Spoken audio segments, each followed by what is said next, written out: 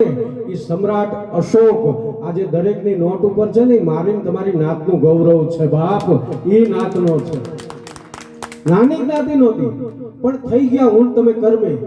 આજે દાઢી કરીએ છે, વાળંદ શબ્દ કહેવાય છે. વાળંદ શબ્દ શેના ઉપરથી આવ્યો કે વૈદિકીય કરતા હતા કરે કર્મો, ત્યારે એ વાળને નંદવાનું કામ એટલે વાળંદ કહેવાના.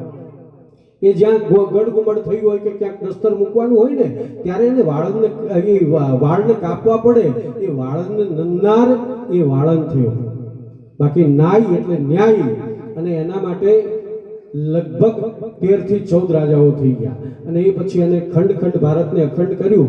અને એના પછી આ જ્ઞાતિને ચંદ્રગુપ્ત મૌર્ય સુધીની વાત કરું છું મિત્રો.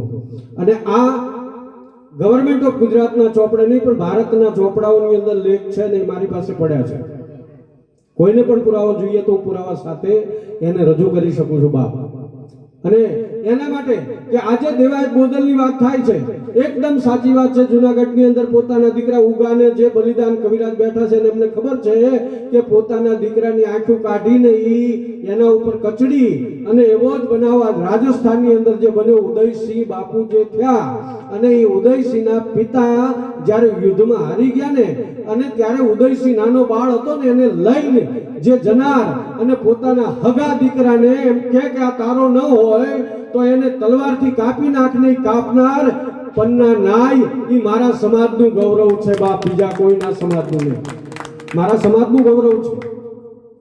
નારાયણી દેવીને પોતાના કદાચ નારાયણી દેવી રાજસ્થાનમાં થઈ ગયા ને એને પોતાના શિયળની જ્યારે તકલીફ થઈ ત્યારે જમણા પગના અંગૂઠાથી અગ્નિ પ્રગટ કરી અને આજે માં નારાયણી સતી માં તરીકે ઓળખાય છે ને, એ મારા કુળનું ગૌરવ છે બાપ.